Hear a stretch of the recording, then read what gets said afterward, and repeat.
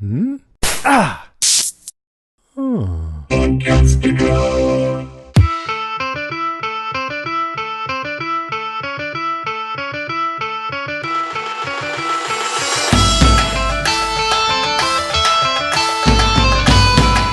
Hello, potboys and pyromancers, knights and tavern wenches, and welcome back to another Still Smug Book Talk section.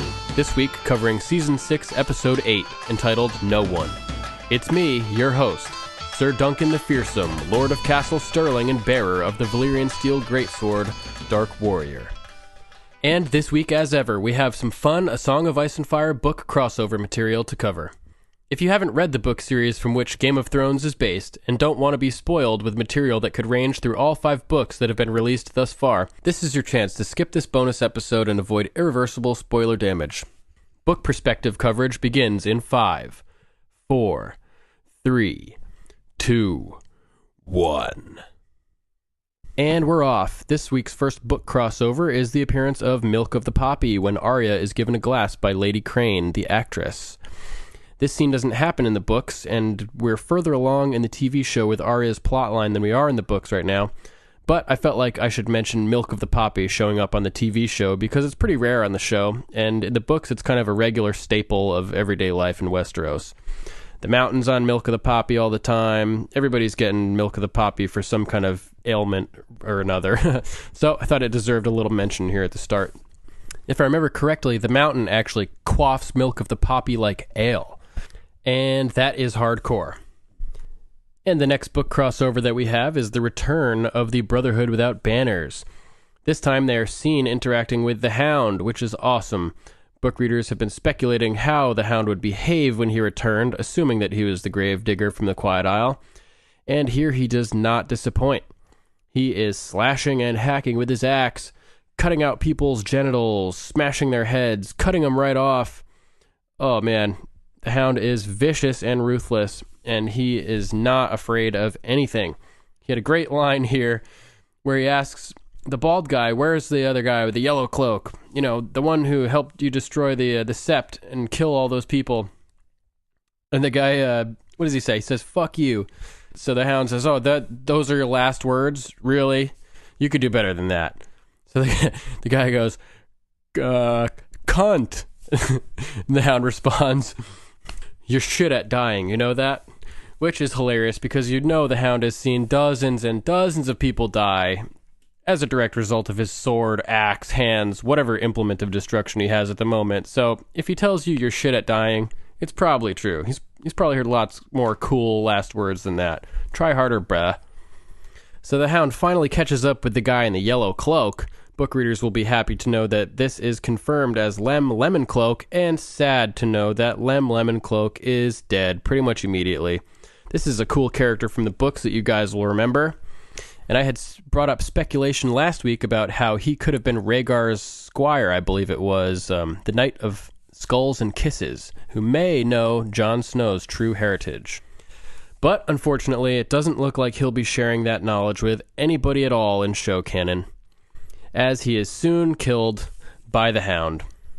This is actually very interesting because the first guy we see from the Brotherhood that we recognize is Beric Dondarrion.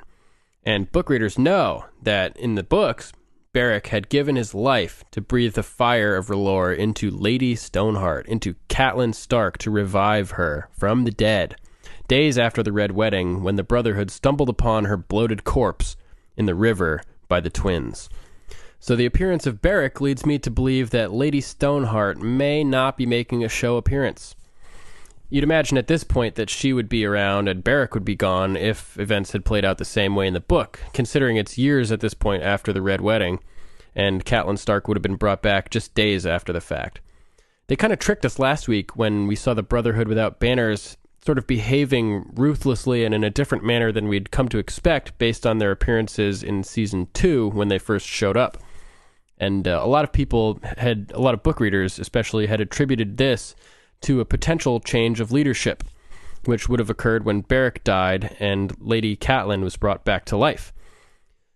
Interestingly, as you guys all know, Lady Catelyn is more of a spirit of vengeance at that point, and pretty much focuses her return on killing Freys and getting judgment for these bad guys who perpetrated the Red Wedding, murdering her, her son, her son's wife, her son's wife's unborn baby, and their armies, and Direwolf. So sadly, at this point, it looks like Lady Stoneheart will not be making an appearance, but the silver lining is that Beric Dondarrion is still around, and that guy is a badass. Super cool to see him back on the screen, and I am happy to see the return of the band, I always call them the Band of Brothers, the Brotherhood Without Banners.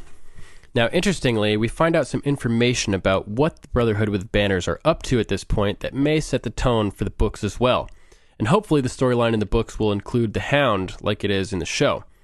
But basically, despite the first time they met and the way they didn't get along, the Brotherhood Without Banners are trying to sort of recruit the Hound at this point. They're saying we're part of something larger than just ourselves, and we need big badasses like you, essentially, to come join us in our fight. There's a cold wind rising in the north. Good and bad, young and old, the things we're fighting will destroy them all. You can still help a lot more than you've harmed.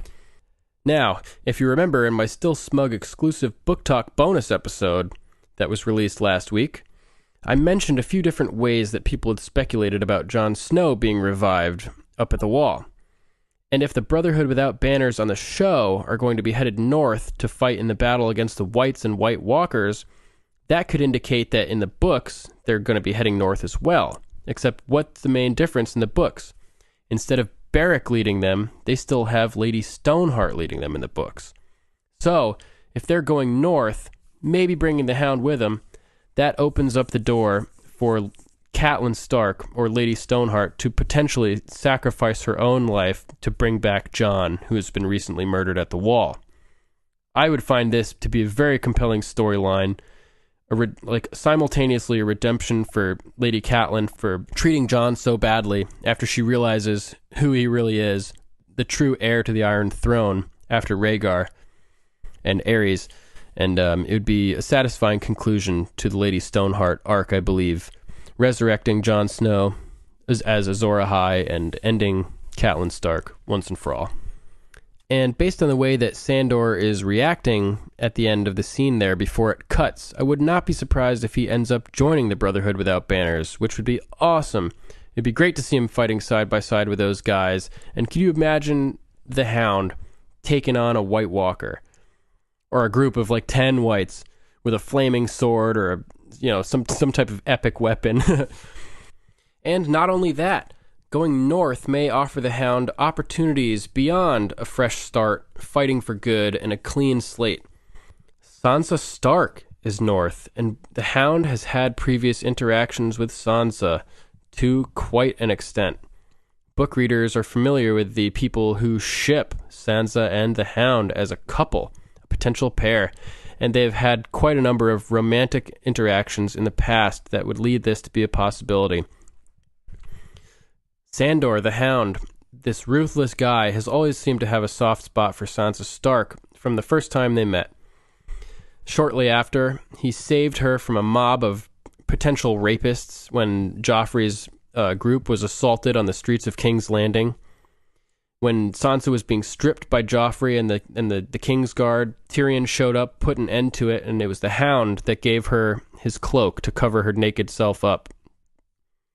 Aside from that, the Hound has bared his soul to Sansa repeatedly. There was that time when he was walking her back from the King's Tourney, or one of the tournaments, and he told her the story of how his brother burned his face.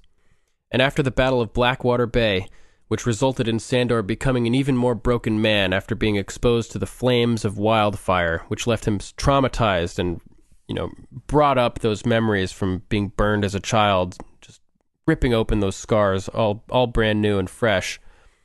Where did he end up? He ended up waiting in Sansa Stark's bedchambers. And when she showed up, he offered to rescue her and sweep her away out of the city and bring her to safety.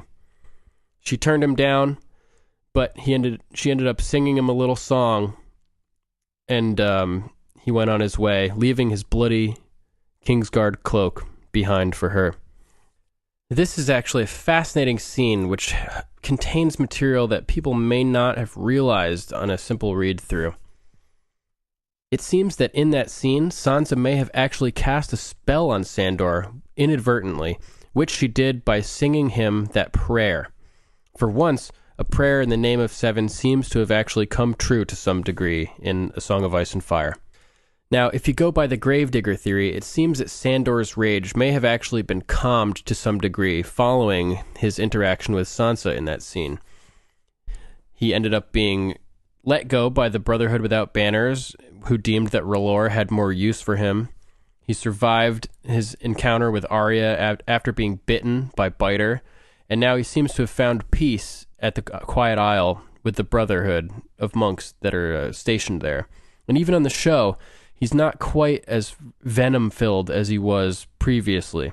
He even said on the episode that there was a day where I would have killed all 7 of you brothers, to get to these 3 hanging on by the ropes there. Thoros of Myr had a funny reply where he said, "You're getting old, Sandor," which was pretty cool. But I want to go into a little bit more detail about this prayer that Sansa said to Sandor and the effects that it may have had. Considering Sandor may be on his way north to meet up with Sansa again, I think this is pretty significant, and so my first reading tonight will be the passage from Sansa's bedchambers. So, here we go. The blood masked the worst of his scars, but his eyes were white and wide and terrifying. The burnt corner of his mouth twitched and twitched again. Sansa could smell him, a stink of sweat and sour wine and stale vomit, and over it all the reek of blood, blood, blood. "I could keep you safe," he rasped. "They're all afraid of me. No one would hurt you again, or I'd kill them." He yanked her closer, and for a moment she thought he meant to kiss her. He was too strong to fight. She closed her eyes, wanting it to be over, but nothing happened. "Still can't bear to look, can you?" she heard him say. He gave her arm a hard wrench, pulling her around and shoving her down onto the bed. "I'll have that song. Florian and Jonquil, you said." His dagger was out, poised at her throat. "Sing, little bird. Sing for your little life." Her throat was dry and tight with fear. Every song she had ever known had fled from her mind. "Please don't kill me," she wanted to scream. "Please don't."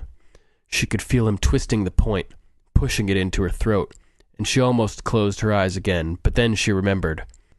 It was not the song of Florian and Jonquil, but it was a song. Her voice sounded small and thin and tremulous in her ears. "Gentle mother, font of mercy, save our sons from war, we pray. Stay the swords and stay the arrows, let them know a better day. Gentle mother, strength of women, help our daughters through this fray. Soothe the wrath and tame the fury, teach us all a kinder way." She had forgotten the other verses.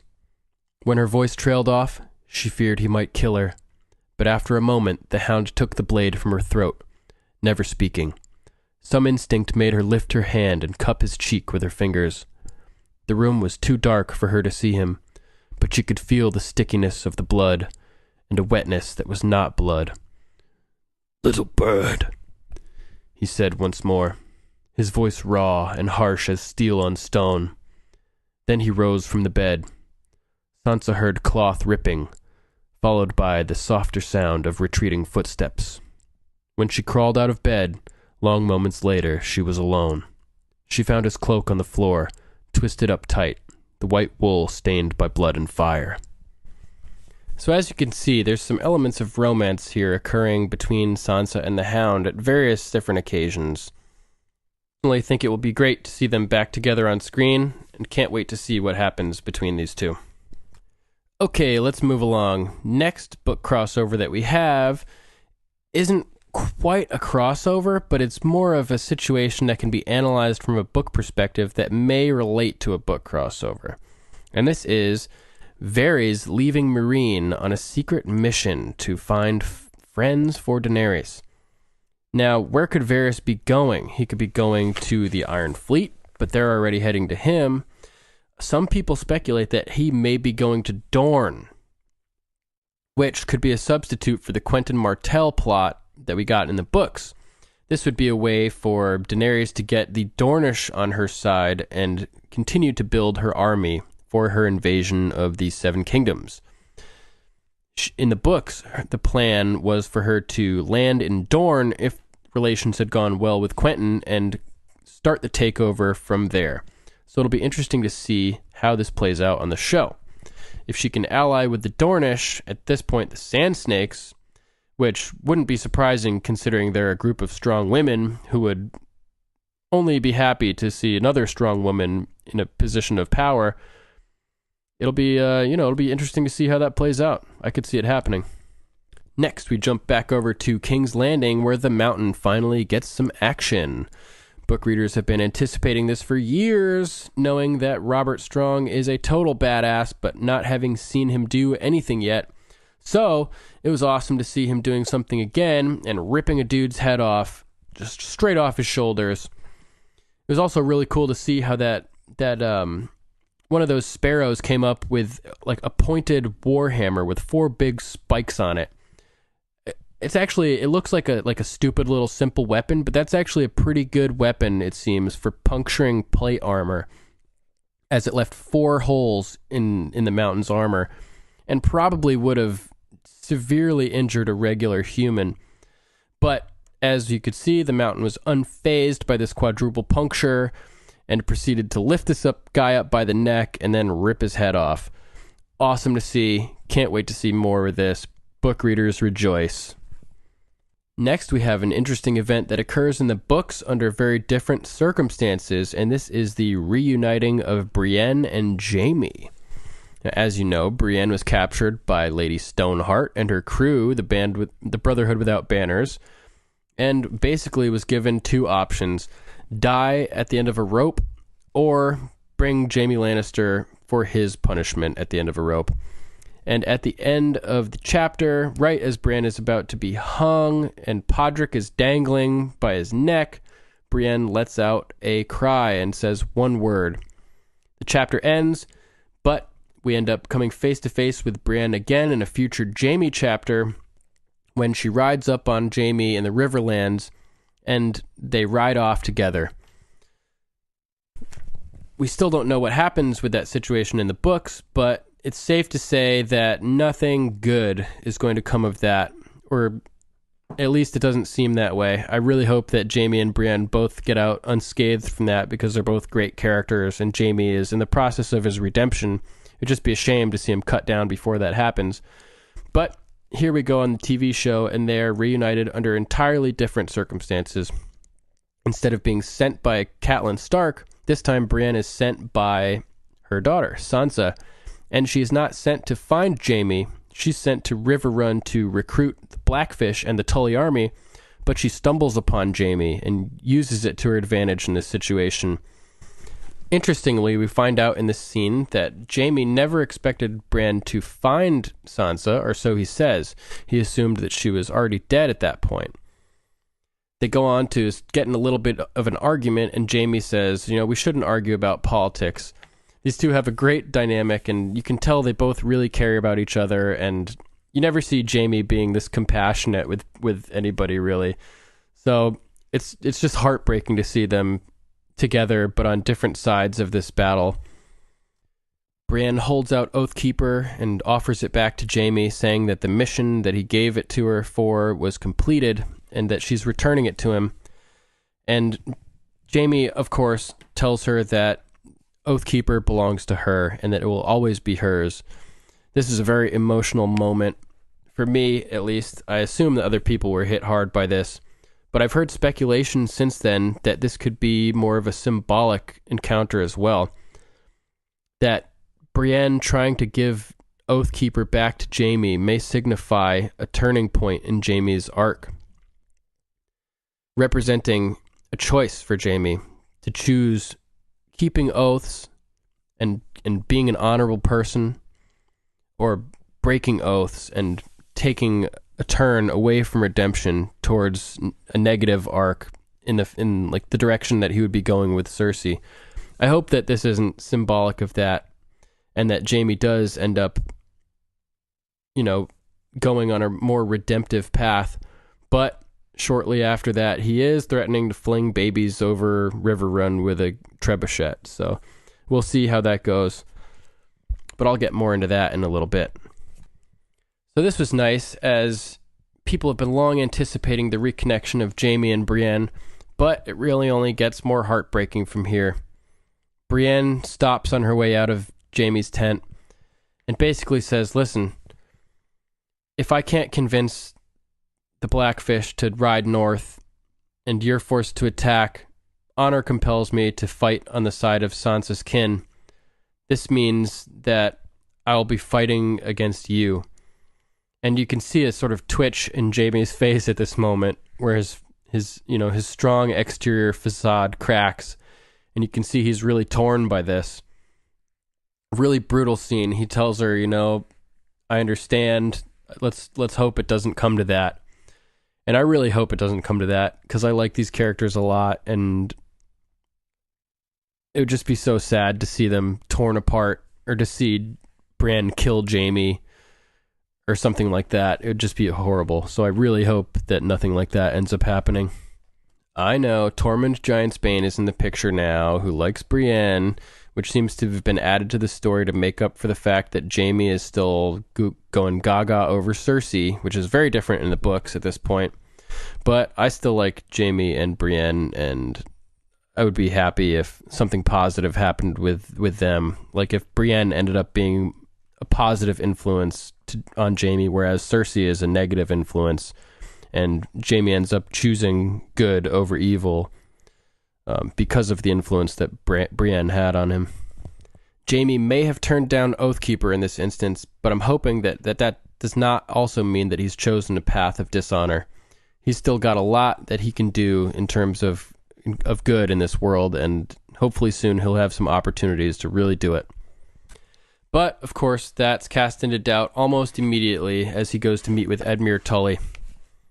This is another great crossover from the books that many of you will remember, his famous trebuchet speech that he gives to Edmure, threatening the life of his child if he doesn't decide to surrender Riverrun to the Lannister forces. I really liked this scene on the show, and it had some interesting dialogue that was show unique, but also brought in some really good references from the books. I thought it was pretty potent. Edmure asks Jaime, really, I want to know, how do you live with yourself? Everyone has to, believe that they're decent, don't we, when to sleep at night? How do you tell yourself you're decent after everything you've done? And you can see Jaime's strong facade crack for a moment as he's torn, between good and evil, between honor and dishonor, remembering his horrible past and considering the options for his future. What will he do from here? Will he choose a path of honor? Will he choose a path of destruction and violence? Jaime brings up Catelyn, Edmure's sister, and compares her to Cersei, interestingly.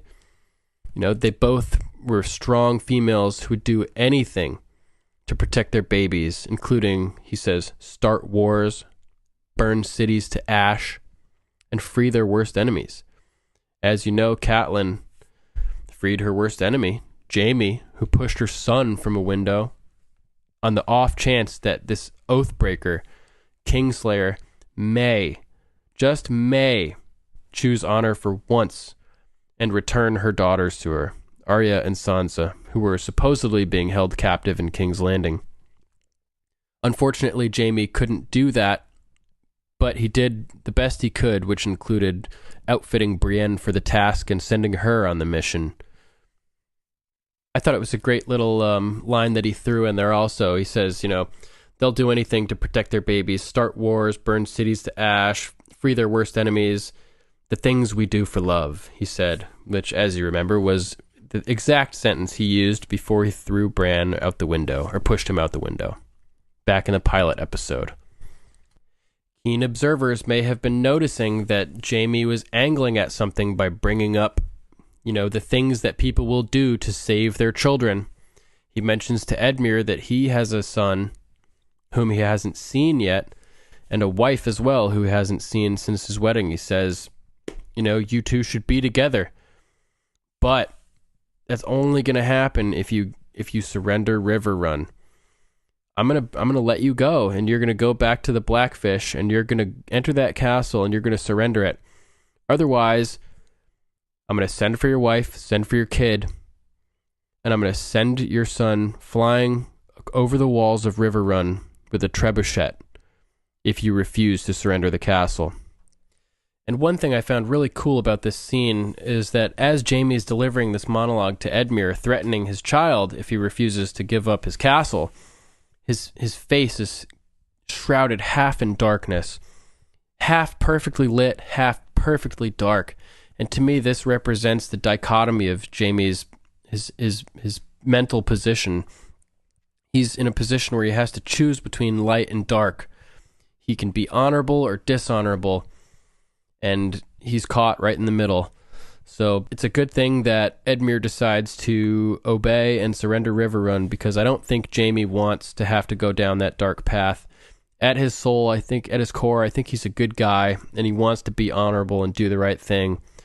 And he doesn't like being in this type of position, I don't think. And Edmure, makes the decision that he thinks is right, which is to try to save his son, try to save his wife, and try to reunite with them by submitting to the Lannister demands, essentially.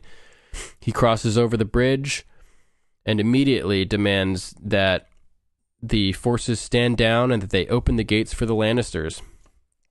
Now, book readers recognize this scenario from the books. This is pretty much exactly what happens. Edmure is released as a hostage into River Run, and the castle is surrendered. But in this process in the books, the Blackfish disappears. He swims out through the gates, under the gates, and down the river in the cover of darkness, and escapes, and his location is still unknown in the books at this point. So I imagine that book readers were shocked and disappointed as well when he refused to get on that boat with Brienne of Tarth and Podrick Payne. After waiting for so long for the Blackfish to come back and having so much potential for how he could affect the story in the books and the show, I think a lot of people were probably crushed that he didn't even get a death on screen in this episode. We were just told he's dead and didn't get to see him fight, didn't get to see any of that. I mean, from the show perspective, it's understandable because the actor is in his late 70s, I believe. So it wouldn't really make sense to have him doing a lot, like a few days worth of shooting high intensity action scenes. But it would have been nice to see the Blackfish do a little bit more before he ended up being killed off. And next, I would like to read another passage from the book. This time, I'll be reading Jaime's Trebuchet passage.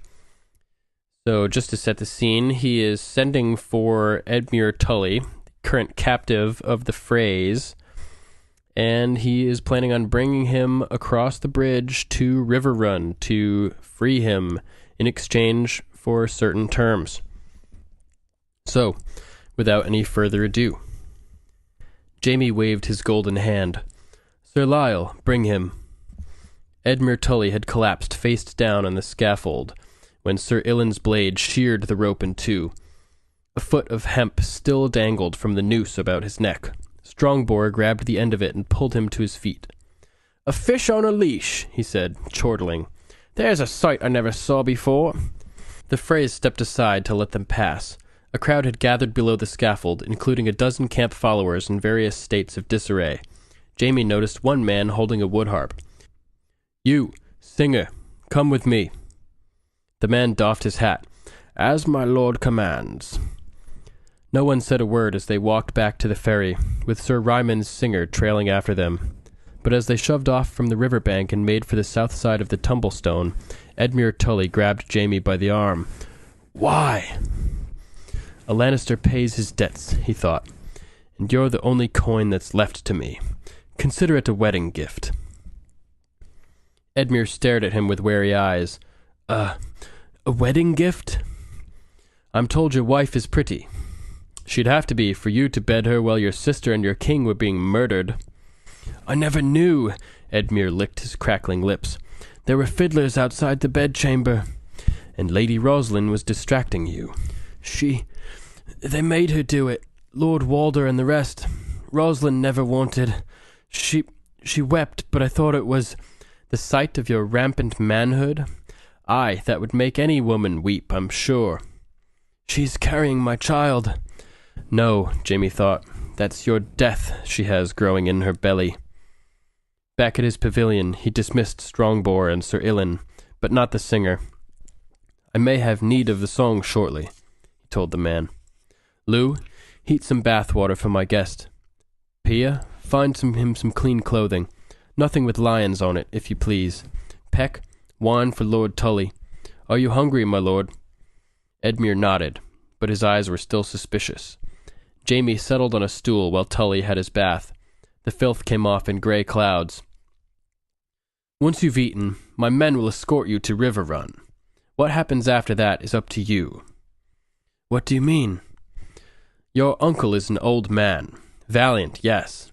But the best part of his life is done. He has no bride to grieve for him, no children to defend.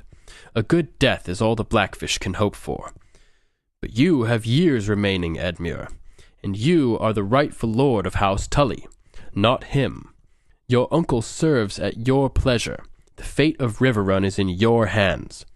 Edmure stared. The fate of Riverrun? Yield the castle and no one dies. Your small folk may go in peace or stay to serve Lord Emmon. Sir Brynden will be allowed to take the Black, along with as many of the garrison as choose to join him. You as well, if the wall appeals to you. Or you may go to Casterly Rock as my captive and enjoy all the comforts and courtesy that befits a hostage of your rank. I'll send your wife to join you, if you like. If your child is a boy, he will serve House Lannister as a page and a squire, and when he earns his knighthood, we'll bestow some lands upon him. Should Rosalind give you a daughter, I'll see her well dowered when she's old enough to wed. You yourself may even be granted parole once the war is done. All you need to do is yield the castle. Edmure raised his hands from the tub and watched the water run between his fingers. And if I will not yield? Must you make me say the words? Pia was standing by the flap of the tent with her arms full of clothes. His squires were listening as well, and the singer. Let them hear, Jamie thought. Let the world hear. It makes no matter. He forced himself to smile. You've seen our numbers, Edmure. You've seen the ladders, the towers, the trebuchets, the rams. If I speak the command, my cuz will bridge your moat and break your gate. Hundreds will die, most of them your own. Your former bannermen will make up the first wave of attackers, so you'll start your day by killing the fathers and brothers of the men who died for you at the Twins. The second wave will be Freys. I have no lack of those. My Westermen will follow when your archers are short of arrows and your knights are so weary they can hardly lift their blades. When the castle falls, all those inside will be put to the sword. Your herds will be butchered. Your godswood will be felled. Your keeps and towers will burn. I'll pull your walls down and divert the tumblestone over the ruins. By the time I'm done, no man will ever know that a castle once stood here. Jamie got to his feet. Your wife may whelp before that. You'll want your child, I expect. I'll send him to you when he's born. With a trebuchet. Silence followed his speech. Edmure sat in his bath. Pia clutched the clothing to her breasts. The singer tightened a string on his harp. Little Lou hollowed out a loaf of stale bread to make a trencher, pretending that he had not heard. With a trebuchet, Jamie thought. If his aunt had been there, would she still say Tyrion was Tywin's son? Edmure Tully finally found his voice. I could climb out of this tub and kill you where you stand, Kingslayer. You could try. Jamie waited. When Edmure made no move to rise, he said, I'll leave you to enjoy your food. Singer, play for our guest whilst he eats. You know the song, I trust. And that song would be The Rains of Castamere, I'd be willing to bet. So, as you can see, these scenes play out fairly differently in the books and the show, but the same message gets across.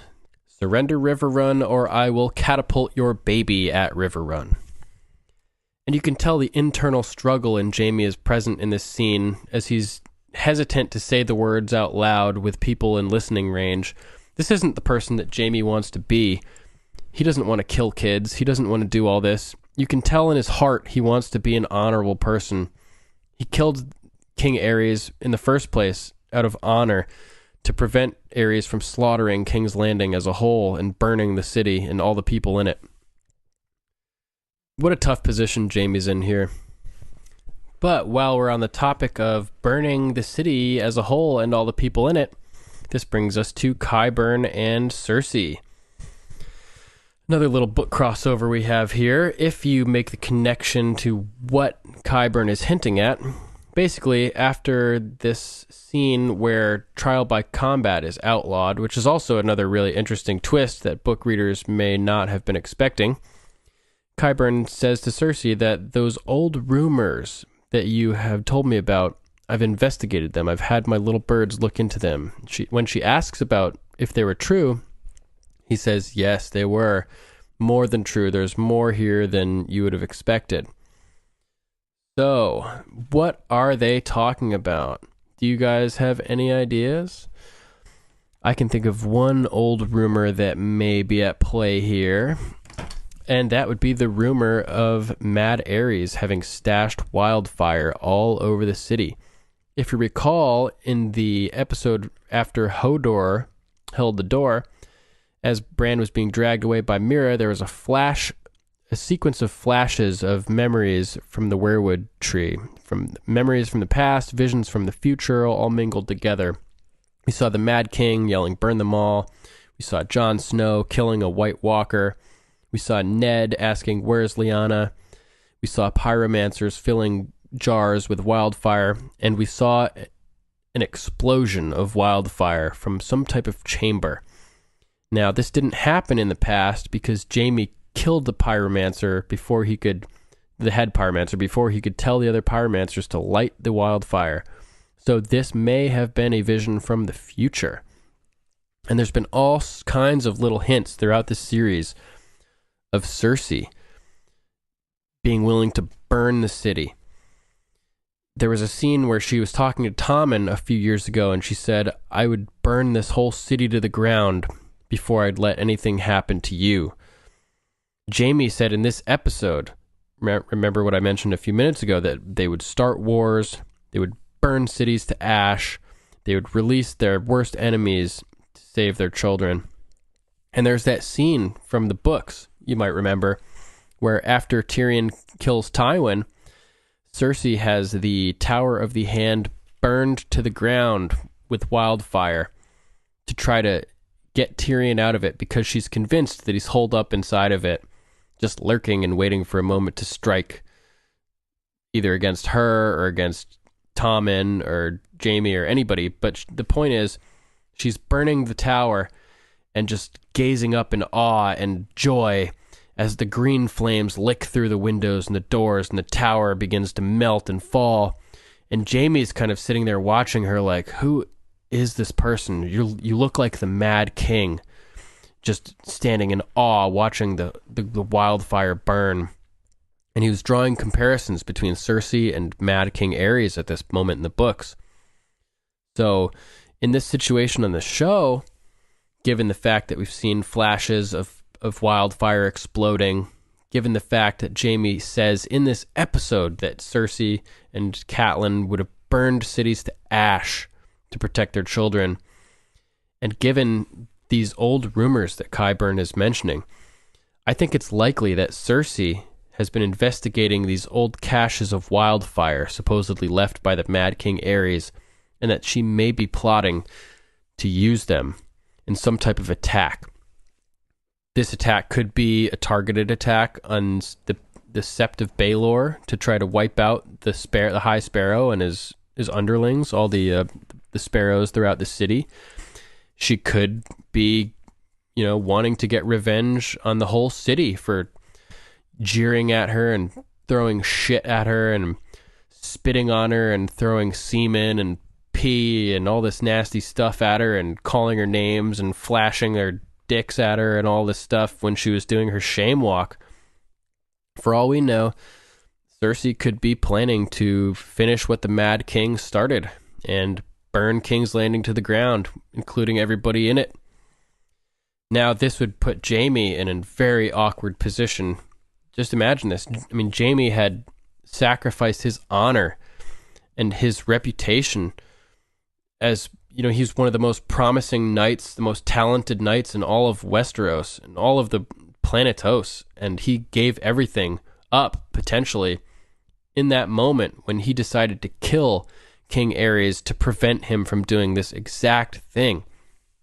So, how would he react if Cersei ended up doing it? The person who he loves the most would end up betraying him in the most awful way imaginable by completing the mission that he sacrificed his reputation to prevent in the first place.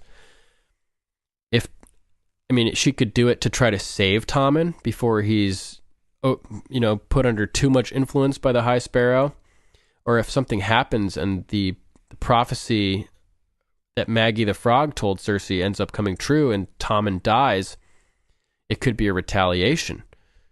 She might say, oh, I have nothing left to live for, and she might try to set off all that wildfire just to punish all those people who mistreated her, who let this happen to her and to her son, to burn those worthless King's Landing small folk that laughed at her, made fun of her, and threw things at her when she was walking naked through the city, and to eradicate all those dirty sparrows coming in here and taking control of the city. So if that happens, then what about the last part of Maggie the Frog's prophecy? What about the Valonqar, the little brother who would wrap his hands around Cersei's throat and squeeze the life out of her? She thought this whole time that it would be Tyrion. But let's think of some other little brothers. Jaime is technically her little brother as well. He's 2 minutes younger than Cersei, who came out first from the womb. If Cersei did this and set fire to King's Landing with wildfire, I would not see it out of the realm of possibility that Jaime kills her in retaliation. Maybe strangling her with a golden hand, the way that Tyrion's golden hand necklace strangled Shae, who he loved but killed. Jaime could mirror that by murdering Cersei, who he loves, with his golden hand. The show likes to do things in twos: weddings, deaths, all kinds of mirroring events, so this would not be out of the realm of possibility and would be fascinating to see unfold.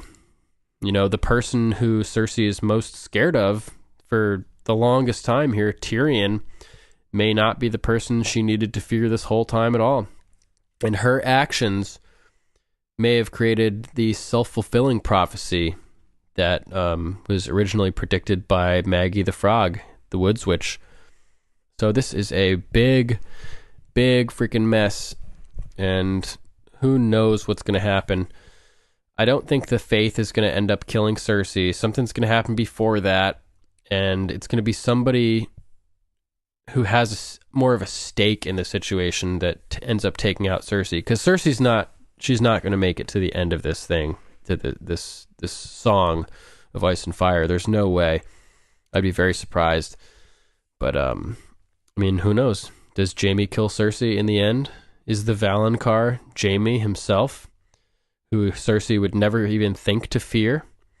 That would be an ironic twist of fate. And I mentioned it briefly, but it's worth mentioning quickly again that, yes, trial by combat has now been outlawed in Westeros as a whole.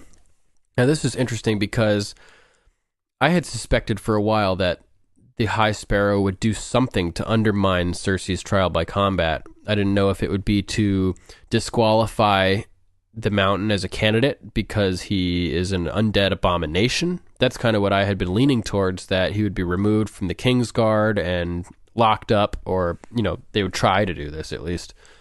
But turns out like the High Sparrow has gone a step further.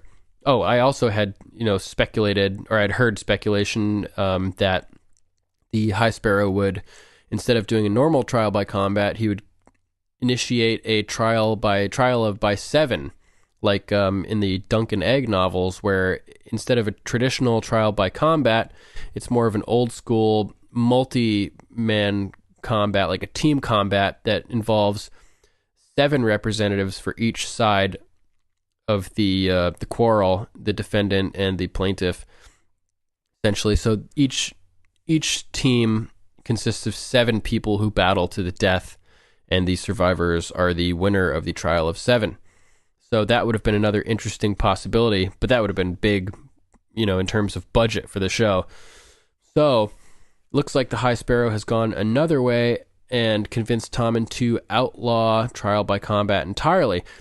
Interestingly, when Tommen said this in his proclamation, he said that after much consideration and prayer, the Crown has decided to outlaw trial by combat. That seems to imply that it was his own decision, but I don't think we can really trust Tommen to be making any decisions on his own. It seems like everything that he does is triggered by somebody else, so we can pretty much guarantee that this is the High Sparrow's doing as well.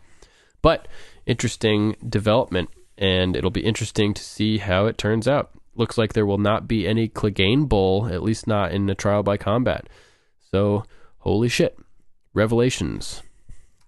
Now, there's one more thing worth mentioning. As Brienne and Pod escape from River Run, Jaime's up on the battlements, and he sees them rowing away, and he waves his golden hand at them, and they wave back. And I've heard speculation that this may be foreshadowing that one of those two in the boat, either Brienne or Podrick, may end up being the end of Jaime and killing him. This is speculated simply because he let them go and didn't try to stop them. And that means that decision could end up biting him in the ass eventually. So let's be on the watch for that. I really hope that Brienne doesn't have to kill Jaime. Rather see them fuck than fight, like Bronn had talked about in the episode. That was pretty funny. But yeah, I hope that doesn't happen. Don't kill him, Brienne!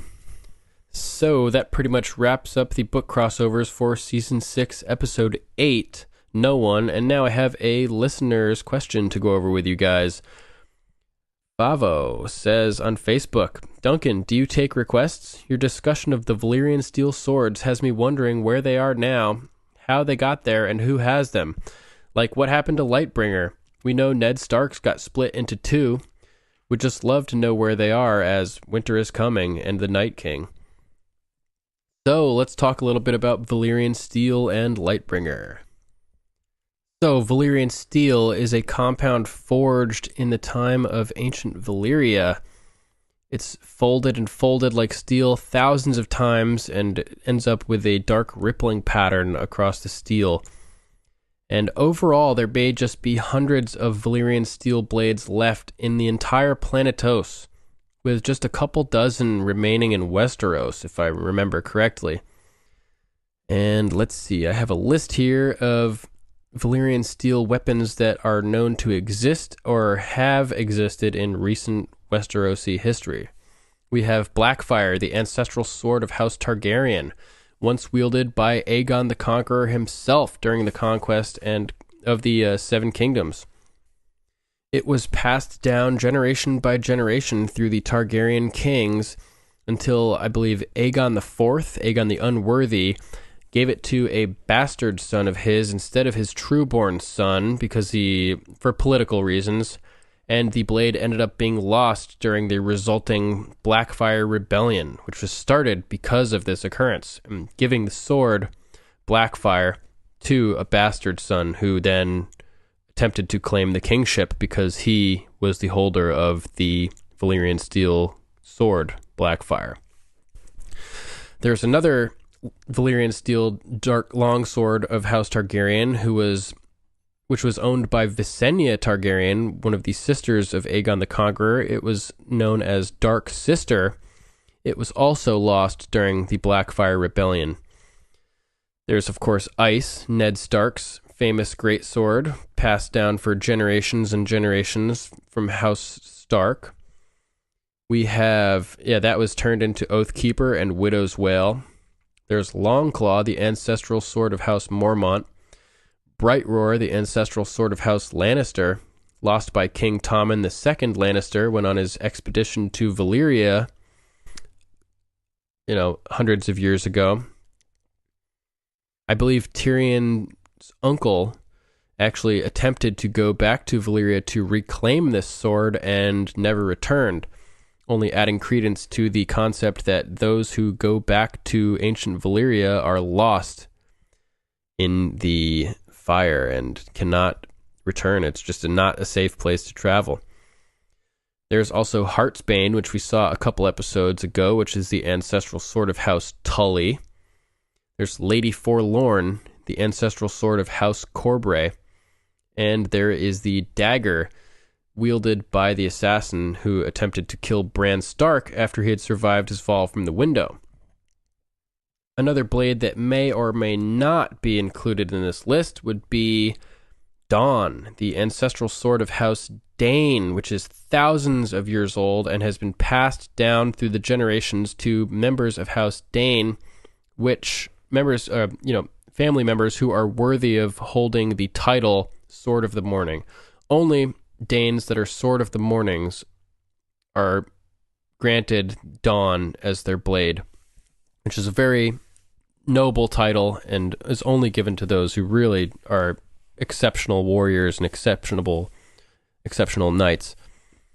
And that brings us to our theory of Dawn, which may actually be the original Lightbringer wielded by the last hero during the last long night.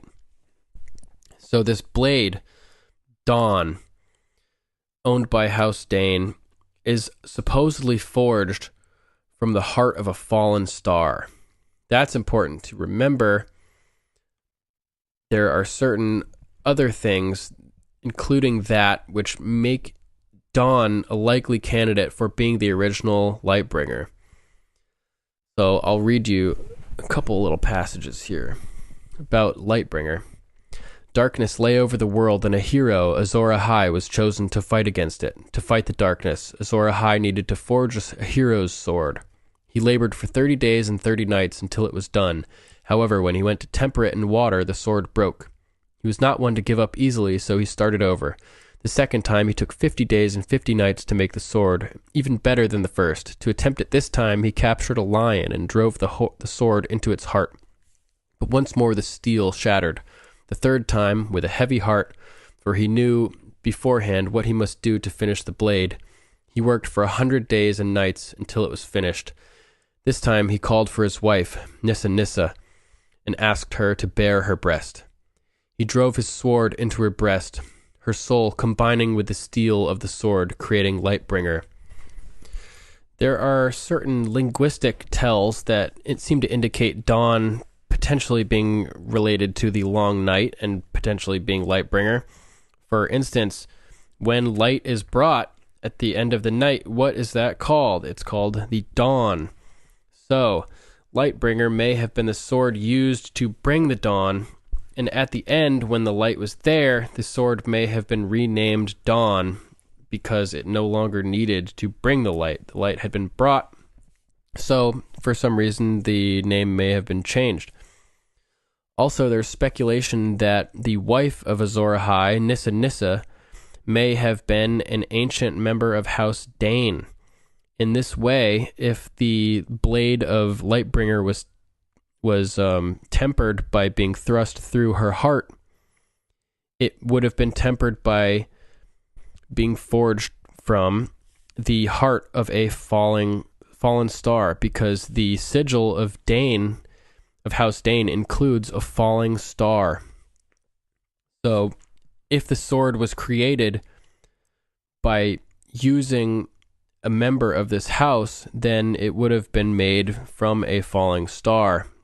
Because people from houses are often equated with their sigils. Starks are referred to as wolves, Lannisters are referred to as lions, Danes are referred to as stars. So, it is entirely possible that Dawn may in fact be Lightbringer.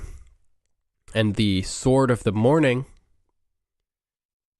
interesting name as well, the wielder of the blade Dawn, that may be a title for someone who is essentially a placeholder, meant to protect Dawn until it's needed again by the next Azor Ahai. So it could have been passed down through generation and generation, being carried by these certain exceptional warriors known as the Sword of the Morning, to protect this sword, which really would be, if it's Lightbringer, it would be the Sword of the Morning, the sword that brought the morning, brought the light, brought the dawn.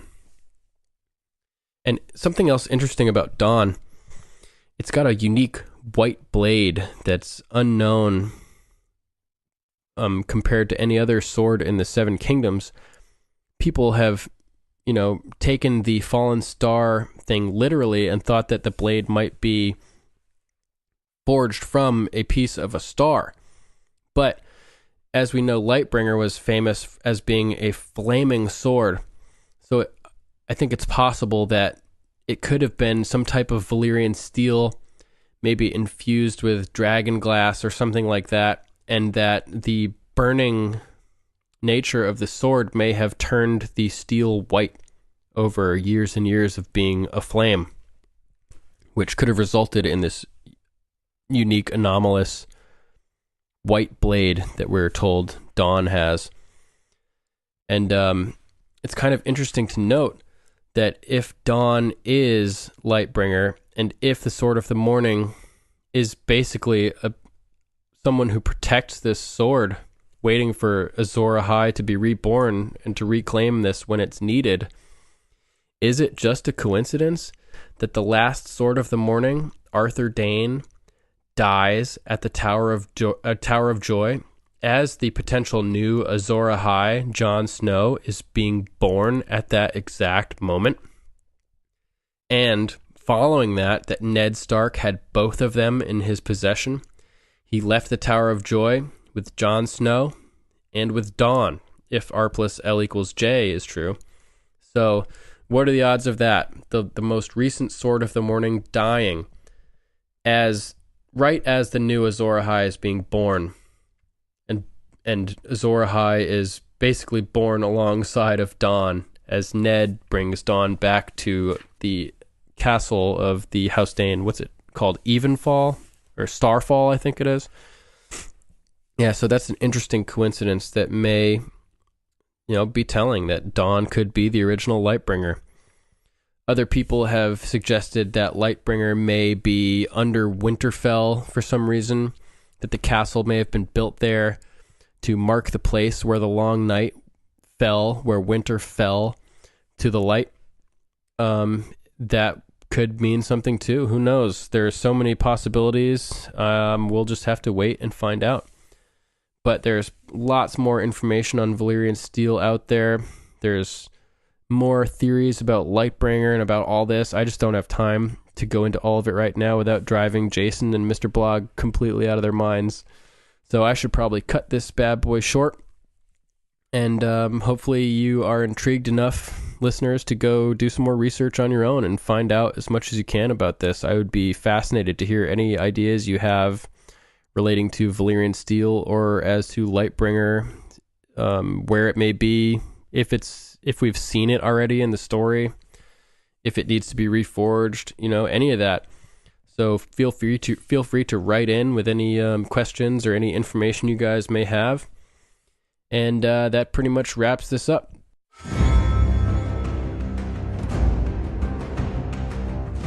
This has been Season 6, Episode 8, No One, coverage in the Still Smug Book Talk section of Game of Microphones. I'm your host, Ser Duncan the Fearsome, Lord of Castle Sterling and bearer of the Valyrian Steel Greatsword Dark Warrior. And I hope you guys have a great week.